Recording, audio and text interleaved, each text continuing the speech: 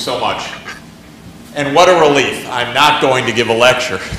I'm going to respond to questions and try not to run off too long at the responses so that we can have really a dialogue.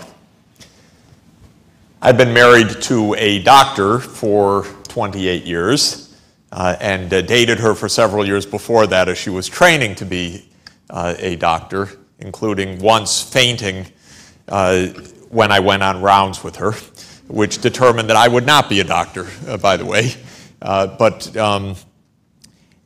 a lot of what I'm doing is, in a way, being a wannabe doctor, in the sense that when I have watched my wife Sonia be the superb clinician that she is, it is taking a problem, it's usually a set of symptoms of a patient, and applying a very systematic, analytical and science-based framework, and also a set of remarkable human skills to try to understand what to do.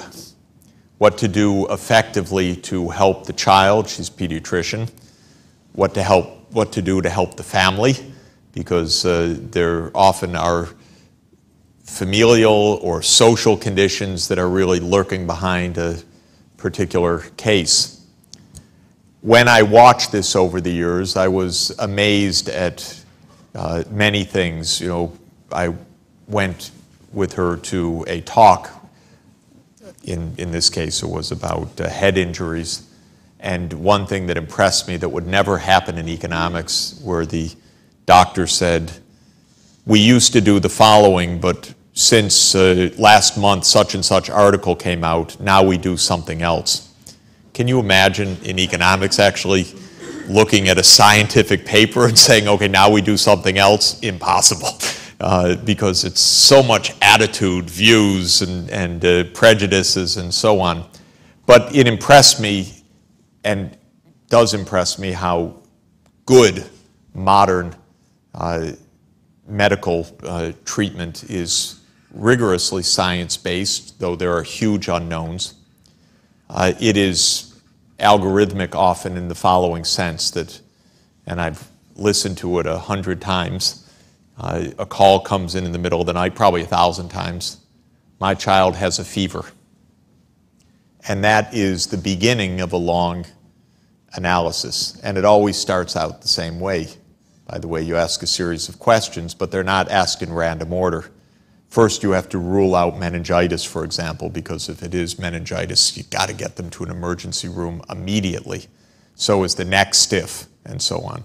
So you go through a certain sequence of questions, and it's scientific, it's methodical, it's going down a whole decision tree to try to figure out what the underlying symptoms, what the underlying conditions might be.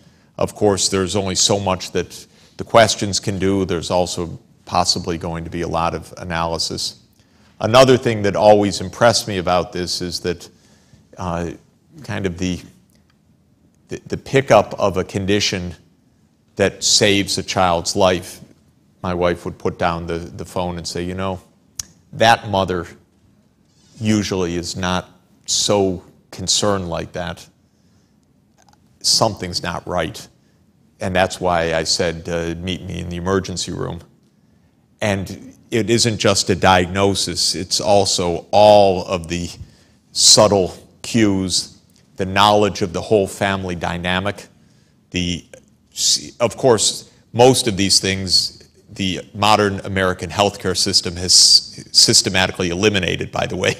So we're breaking a lot of the deep art and science that actually gets done in many cases. But watching this, to now return to your question, led me to the hope that what we do in the area of international development or the various activities that I've been engaged in specific reform challenges or a specific crisis, a crisis of malaria or a crisis of hyperinflation or a crisis of unpayable debt, could be susceptible of rigorous analysis, heavy knowledge of context, differential diagnosis, because the same thing that you see is quite different in different places, and a systematic response that is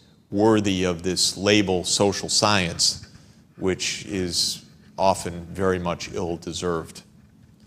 So I am trying to be a problem solver and view the kind of economics that I'm doing and engaged in, and more broadly the kind of problem solving that I'm engaged in with colleagues from many disciplines, to be a professional action linking underlying knowledge to specific contexts and trying to find solutions, and to try to build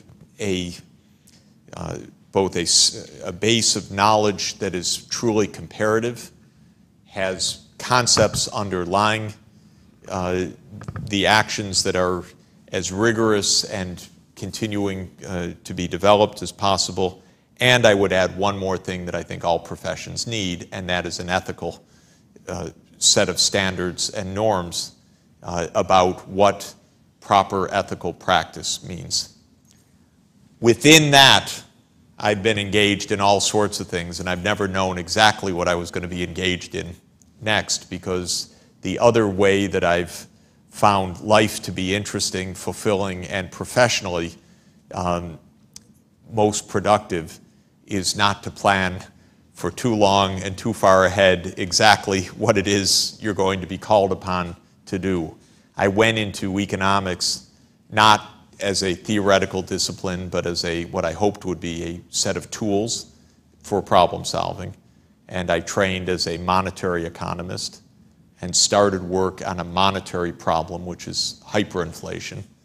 And then, because hyperinflation comes packaged necessarily with other kinds of problems, naturally became interested not only in the solution to the immediate crisis, which in a hyperinflation is almost inevitably about money and budgets, but to step back and say that those problems arose because of a broader context, social, political, and in my opinion, geographical, playing a large role. And the more I looked, every time I found another strand that I thought was important, I took the opportunity to try to learn about it. And also, each strand pulled me to another unexpected professional activity. And so from Bolivia to Eastern Europe was completely accidental for me, except for the fact that the problem in Bolivia that I helped to address of a debt crisis was a problem that Poland similarly had. And when Poland was going through its transition from communist dictatorship to post-communist democracy, I had the unbelievable good luck to be asked to do something to help, because I had done something for Bolivia on debt, and that was the link, but not the most obvious link, by the way. I was not a specialist in communist economies or in Eastern Europe and whatever, but I was, to an extent, a practical specialist in how to get debt canceled. And so I was asked to do that, and found a weird thing, by the way, which I can tell all of you as you get engaged in these things. I found myself at the epicenter of the revolutions of 1989, one of the pivotal moments on our planet of revolutionary change, like 1789, but this was 1989. And communism was collapsing. The same day as the Tiananmen massacre was the Polish election, and I was the only non-Polish outsider around, which is another weird thing, because there was actually no more interesting place on the whole planet than to be in Central Europe at that moment. And you might have thought that busloads of economists would be would be trundling in, or airplane loads of people wanting to see what was going on or getting involved. But life isn't like that for some strange reason. And for a year or two, just odd as it was, these momentous historic events were taking place, and I happened to have a good chance to be a participant and also a front row observer, but simultaneously. And life is like that in funny ways. So keep your eyes open and don't overplan, because you'll miss the big things that will be the most interesting, fun, exciting learning experiences that you can have. I always found one more thing, just a little advice if I could. When I was in Bolivia working in 1985, I was a bit of a kid then from the point of view of working on problems like this. I was 29 and I guess I was 30 that summer. This was a massive hyperinflation and huge crisis. But Bolivia is a landlocked, poor country in the middle of South America. And there was, again, even though it was the first hyperinflation on the planet since the Chinese Revolution, since 1949, and from the point of view of a textbook or an extraordinary economic event, a once-in-a-generation phenomenon that is so momentous and so fascinating intellectually, by the way, but so momentous, you'd think that there would be the highest level of interest because it was an impoverished little country that no one cared about. Actually, no one was there, again, and no one caring and no one doing anything.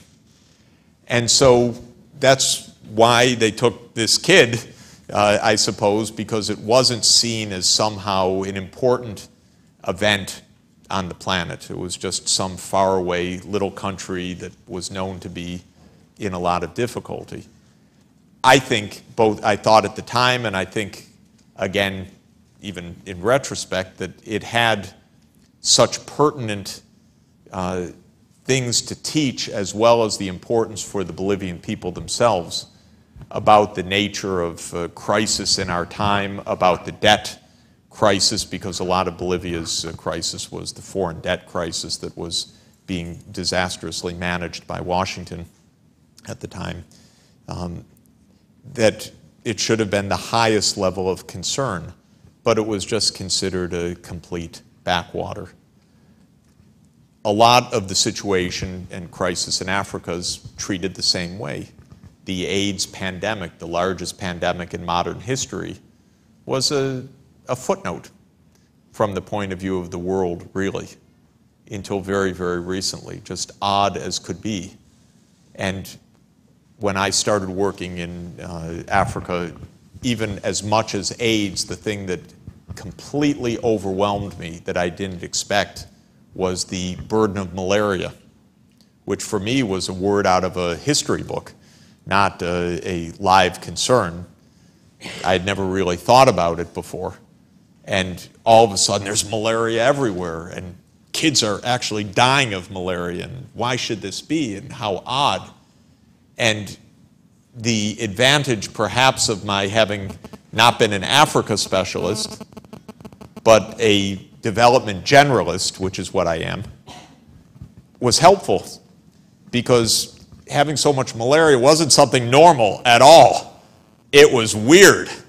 I mean, I hadn't seen malaria in Bolivia. Of course, you don't see it at 13,000 feet above sea level. And I hadn't seen it in India, and I hadn't seen it in China, and it didn't loom large. It didn't exist in Poland, and so forth. And it was neglected completely as just normal background noise for Africa.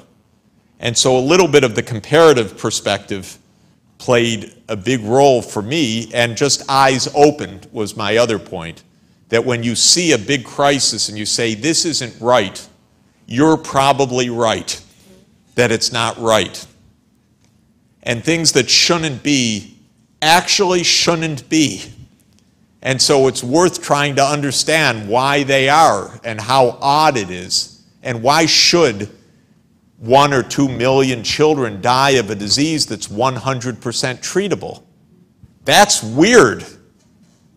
Except if you're trained, if you have trained incapacity, as long as you're not so much trained to be incapable of seeing this, it's weird.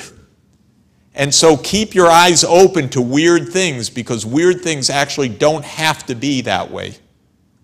They can actually be changed. And it may take some work, and it surely takes understanding. It took me many years to dig my way out of a lot of mythology and misunderstanding and confusion and lack of data about why this malaria burden was not being faced by the world. And actually, it's only 2 weeks ago that I was able to stand at the United Nations while the Secretary General announced a comprehensive plan to control malaria by the end of 2010, a real breakthrough. It took many, many years of a few of us working on that at a high level, because it actually isn't right that it wasn't being tended to, but to understand the morass that led to that neglect and to address it still takes time. And then even an announcement is not the end of the story. It's just, in some ways, the beginning of the next phase of the story. So there are a lot of things to do. People are hungry that shouldn't be hungry. Children are dying, 5 million a year in Africa, 10 million a year worldwide, of completely treatable conditions. That's a lot of deaths.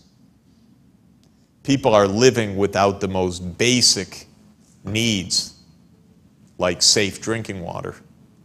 This is crazy. I mean, we do not have to have a planet like this. And of course, people say it's naive to say so. I think it's naive to say not.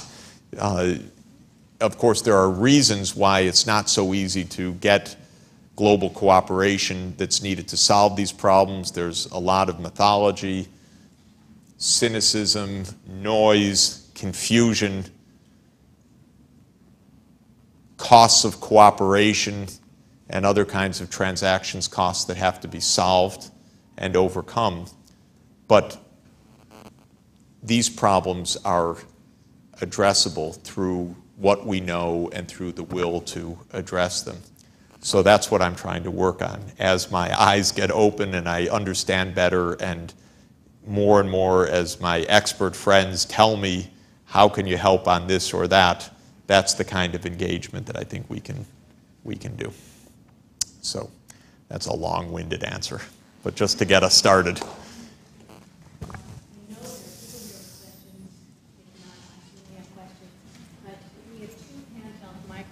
One over here and one over there. So Dr. Sachs, if you would recognize, if you have a question, raise your hand and someone will pass you a mic. We have to do it this way because we're taping. Great.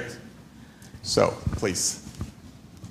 Well, let's start here and then come, next. Just tell me who you are, what program you're in. Yeah. That's you. The cue will be, you'll be holding the mic.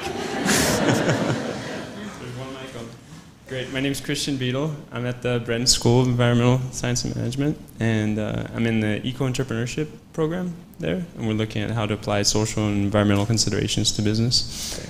And wondering what you think is the role in the private sector in fulfilling like public needs, and whether that can take on the gap left by governments. Yes.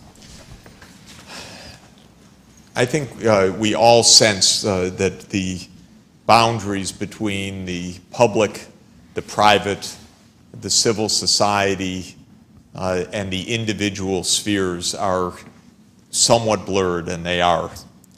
But I think it is right to think in general about business oriented towards profits, and that's its core role, and that significant and sustained deviations from pursuing wealth maximization are not compatible with being a business. And so things that businesses do have to be within a context of the business as a business. In that context, I think there's a lot that businesses can do and need to do. First, they should obey the law, and that would be a big step forward for a lot of businesses, including our Vice President's former, maybe even current business of Halliburton.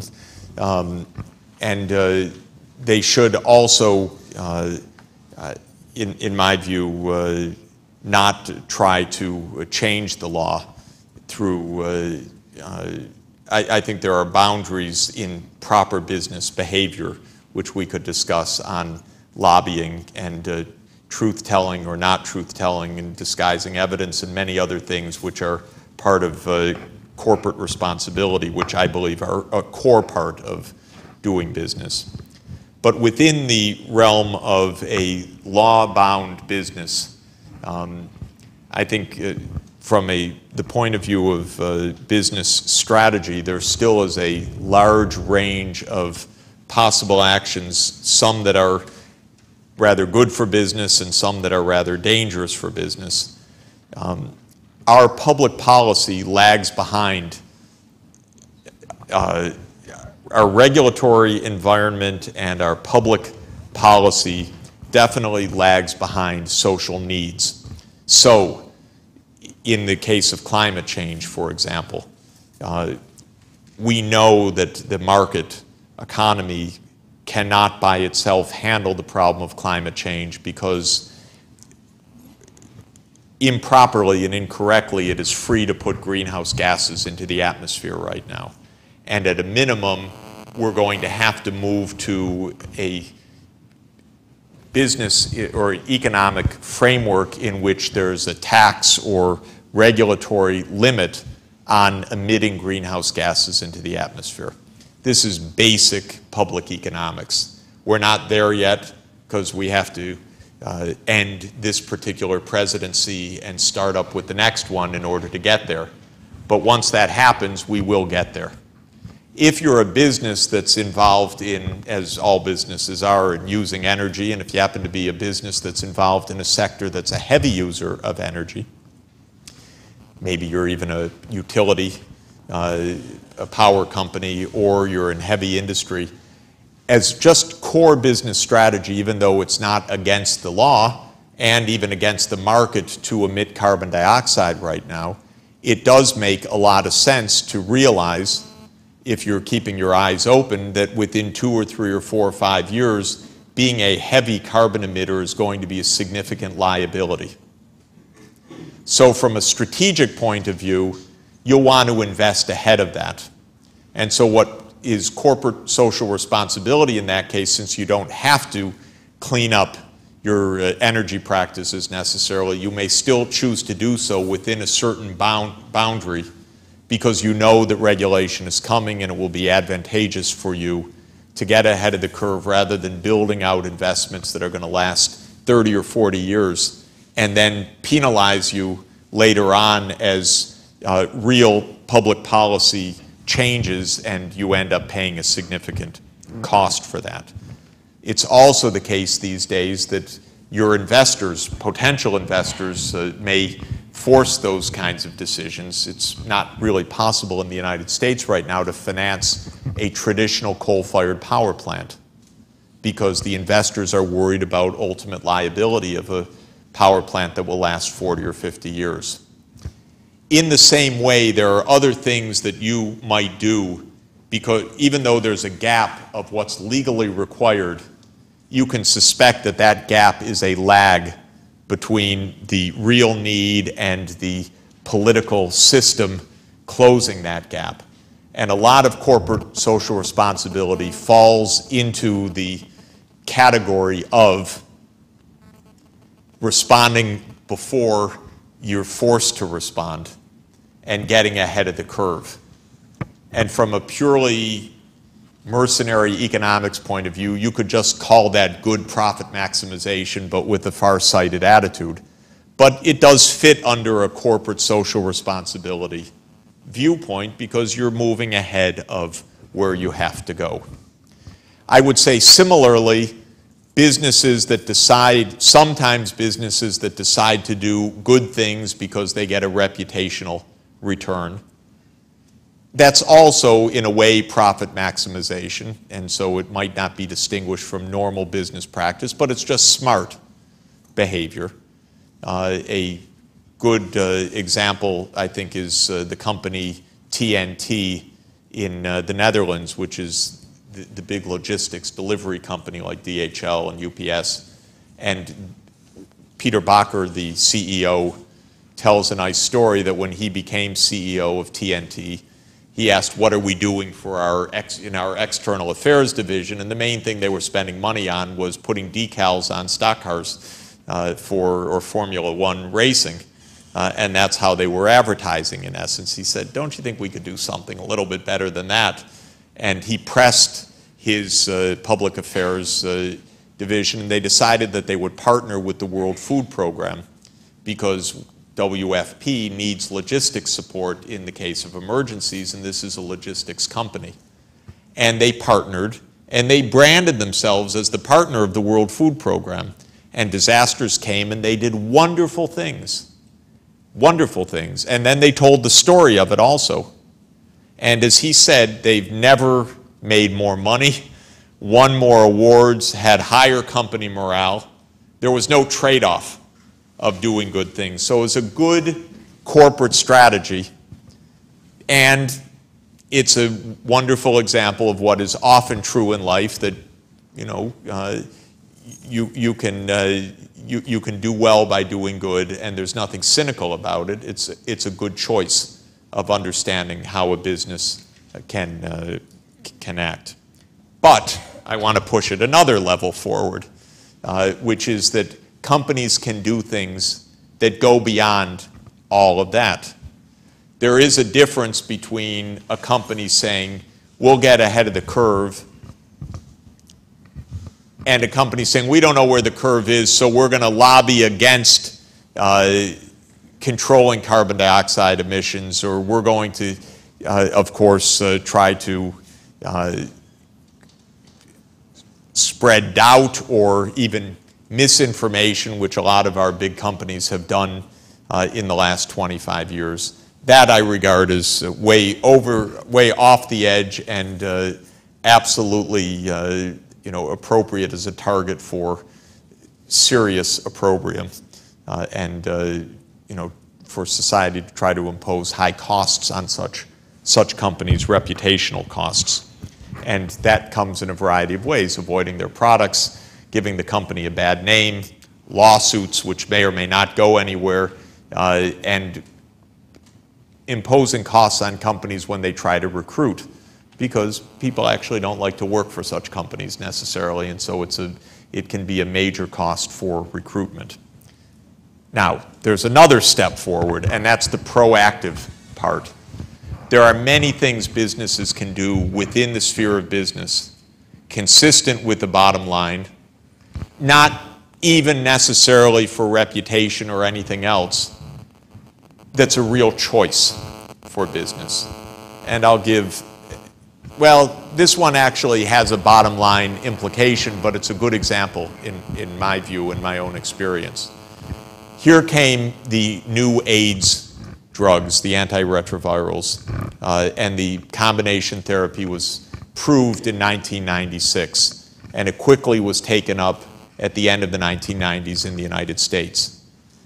There was no single person in a low-income country that was given access to those drugs through any kind of official or corporate policies into the early years of our decade, especially in Africa. And an interesting thing happened. Because these were patent-protected medicines, the price that they were selling for in the United States still is about $10,000 a treatment course per year. And it was deemed impossible at $10,000 to treat anybody in Africa, for example, and nobody was being treated. Turned out, however, that the actual production cost of these drugs 5 years ago was probably about $500 a treatment course, and now is about, per year, and now is about $100 a treatment course. So better manufacturing, lower costs and so forth, and the prices come down to about 25 cents a day, even though the market price, as it were, or the retail price in the US remains about $10,000, okay, because it's patent protected. So it's a temporary monopoly. So what did the companies do at that time? They, for a while, defended their patent rights when there was an attempt in some places, including Indian generics companies and some other producers, to produce these drugs as generics around the patent. And they fought this.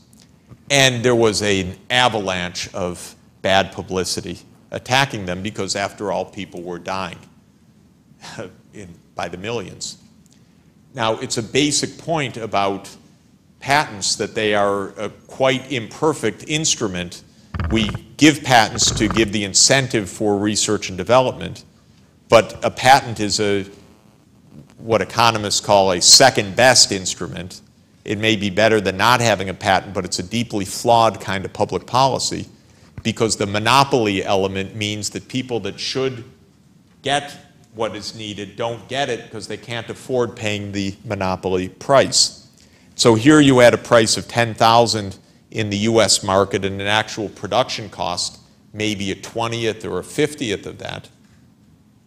And yet, for these poor people, they would only be able to get the drug at this high price.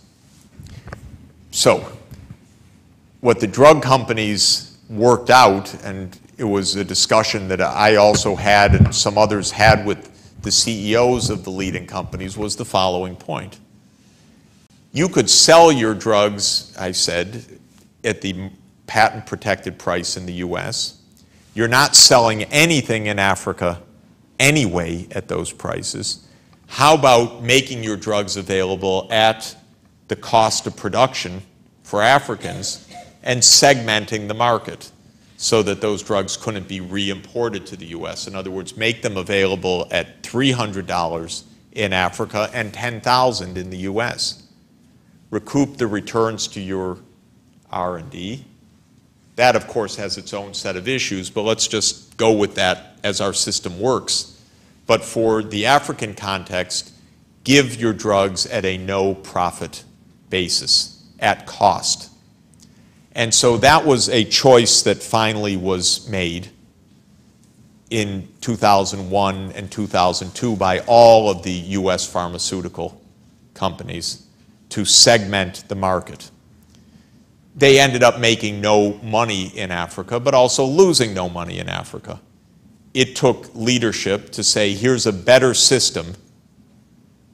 We'll be proactive, but we'll get our costs covered at the now $100 per year cost, and we'll operate in this other market. Okay. Next step. That didn't quite work. I heard the head of Pfizer once complaining, you know, okay, we're doing this, but we ship the medicines and nothing happens. They don't even get to people that need them. And the truth is, of course, that even at $100, there's no system behind this to enable people. $100 too much for people that have no money, first of all, and you need a logistic system, distribution, and so on. This was the origin of the Global Fund to fight AIDS, TB, and malaria, an initiative that Kofi Annan led, and I helped him write the plans for this back in 2000 and 2001. And the idea was to create a public-private partnership, and that's where I'm heading. The private sector still had to agree, okay, $100 per dose, but who was going to be the buyer now? It would be the Global Fund, in essence, or a government funded by the Global Fund to be able to provide all the back-end delivery. So here was a case where business had to be proactive. It had to take steps, but it also wasn't enough just to be a business. It had to form a partnership in a public policy area to actually make sure that the whole value chain was completed. And in many areas of public health, it's exactly like this right now. There are many diseases that are controllable, even subject to elimination, where the companies are either ready on a donation basis because their production costs are tiny, or at a cost basis to make their technologies available, but it's not enough. You need a public policy component combined with the private component to do it. And this is true of a whole host of worm infections, for example, that we're working on right now: hookworm, trichuris, ascaris, schistosomiasis, onchocerciasis, trypanosomiasis, lymphatic filariasis, leishmaniasis, which is a protozoan disease, and trachoma.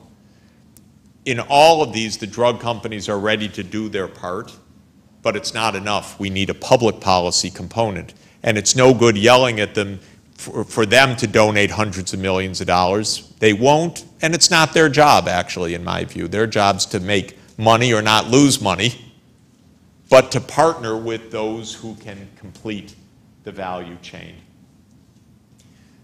Final word. So what do I say to a business about all of this? I say to a business, to all of them, besides the obvious of stay in the law, don't lobby for stupid things, don't make public confusion, don't hide facts, and all of those things which we could elaborate on. And I say the following: do something active based on your technology or your special organizational skills, and figure out how to do it, and understand it may involve partnerships that you're not used to and operating in places that you're not used to, but it will be consistent with your business model.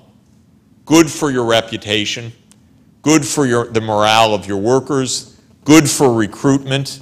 Your suppliers and your customers will like it, and I'm not asking you for big charitable contribution. I'm asking you for you to put what makes your company add value in the economy to work in places that can use that special kind of knowledge. And pretty good run right now, I would say. I think it's almost fair to say that every company I've asked in the last couple of years to do something has done something. And usually on the value of some millions of dollars for a big company, plus a lot more thinking power and a lot more novel kinds of approaches. So it's proactive, but it doesn't in any deep way violate the business model. Hi, I'm Howard Wynett. I'm the sociology faculty here. Thanks a lot for being here. We really appreciate it. Great, thank you. You started out a while back talking about debt and debt crisis. So I'm going to ask you a question about debt crisis. Good. And it's the U.S. debt crisis. Do you consider it to be a debt crisis, that we are borrowing tremendous amounts of money from China and basically transferring it to Saudi Arabia? If it is a crisis, how might it be resolved? Obviously, it has a lot of the environmental implications and so on that you've already been discussing. So I don't think it's a technical economic question so much as a social economic, public economic question. And if it is not a debt crisis, when does it become one? Right, good, okay. Basically, the U.S. economy is a phenomenally productive economy, and it remains so to this day. It's the world's largest integrated economy. Our GNP, meaning roughly our annual production of goods and services, is about $15 trillion. And with our 305 million people, our income levels are roughly $45,000 per capita, which is not the highest in the world, but the highest for any large country in the world by far. It's also a phenomenally mismanaged economy at this point. It's mismanaged from the point of view of long-term sustainable development and basic equity. and I would say mismanaged even from the point of view of the short-term beneficiaries of some of the policies, like the tax cuts of the administration. So I basically think that the part that our government gets involved in, that's many different aspects of a modern economy. So this is, I won't go into a long song and dance about all the different aspects of a mixed economy, meaning the role of government in what is to a large extent a market economy. But I think we're a very poorly managed mixed economy right now. Of course, we're much more free market, so-called, than most other high-income countries, especially in the lack of any responsible social policies. The amounts we spend for the poor, the amounts in all different dimensions, the care for insurance for people hit by shocks in our society is by far the weakest of all of the high-income countries. So that's part of our mismanagement. Our tolerance for inequality of income is by far the highest of all high-income societies. I think it has very deep roots in racial, ethnic, cultural heterogeneity. This is a country founded basically on the principle that you don't have to like your neighbor, and you certainly don't have to pay taxes for them. And I think it is a weakness of our society. I do believe that places that do pay taxes for their neighbors and where their neighbors pay taxes for them, like in Scandinavia, end up with much better social outcomes. But those are very homogeneous societies where perhaps it's easy to envision what that means. And it's harder for us because we really are a society steeped in the norm that leave me alone. And I think it's a mistake for organizing a society because it's a myth to be left alone, especially in our complex world. And I don't think in the end people really want it, and I also don't think that the rich really benefit in any serious way from it in terms of what would be real well-being other than perhaps short-term money in the bank. We also have seriously mismanaged our fiscal policy as a result of this. The war is so unpopular, or the war was tolerable for the American people because basically for a large part of the population it didn't affect them. No draft, no tax, you know, it was a freebie. Not for the poorer part of our society, but for the middle class and up.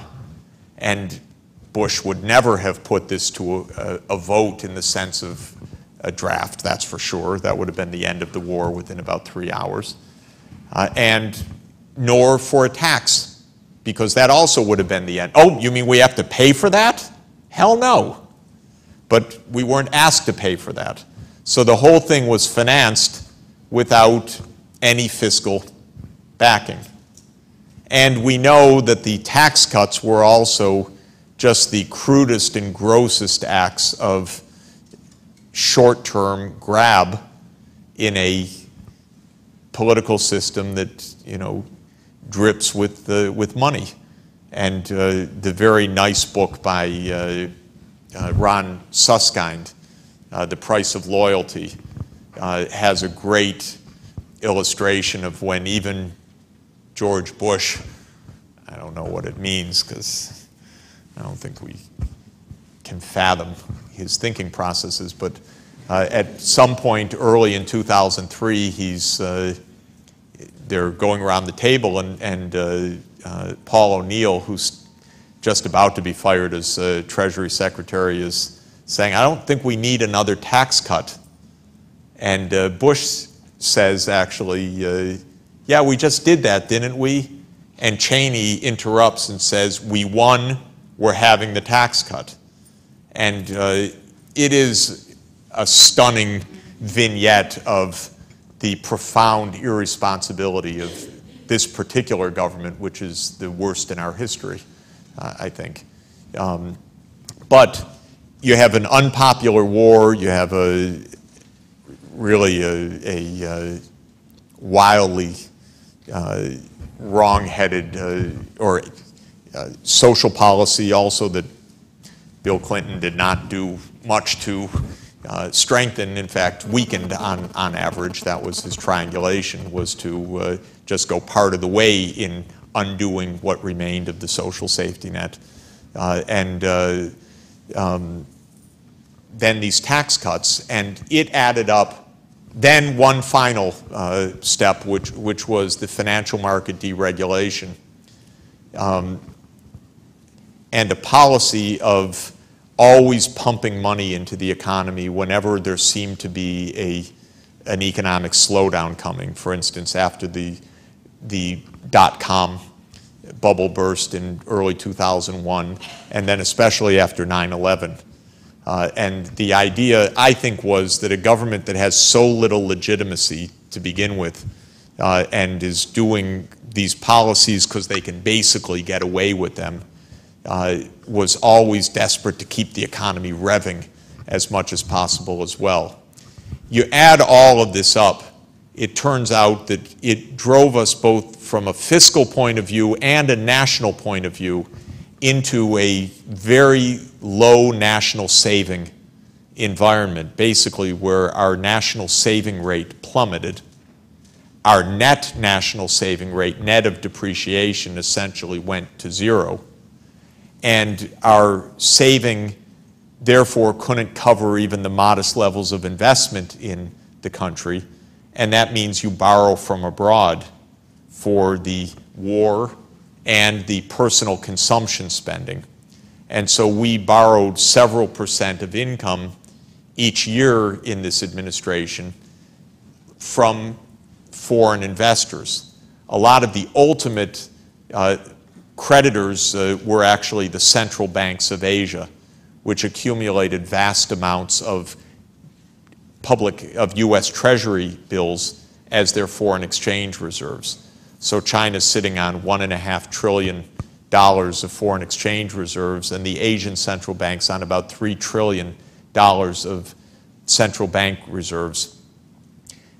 That's actually not a small amount of money, $3 trillion, even for a macroeconomist. Billions, that's nothing. But trillions, you know, we should still count trillions, actually. They're not yet rounding error. And so we ended up borrowing a lot.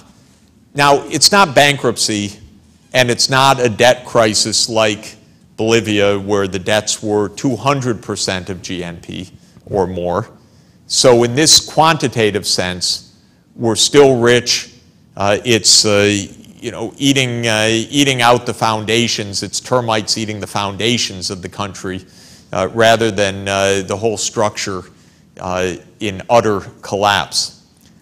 I think when you add in one more factor, which is that the aging of the population means that we're going to have more and more needs for spending in areas like healthcare and others, and we've taken zero precaution for that.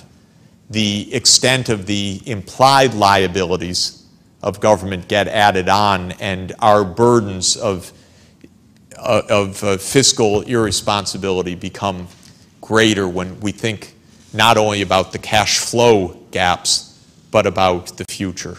So what do I recommend myself? First of all, we absolutely, these Bush tax cuts will all be eliminated, and there'll be a little blip of irresponsibility in history, kind of a party for absolutely no use at all. We will have to actually raise taxes even beyond that, because we'll have public obligations that need to be fulfilled. Our total tax burden in the United States is about 33%, 17% or so now at the federal level, and then the rest at the state and local level. In Europe, it's 40-some%. In the social welfare states, which I happen to admire as ways to run an economy, it's almost 50%. Doesn't mean a collapse. It means you get real public services. You don't have a profound underclass. You have public goods.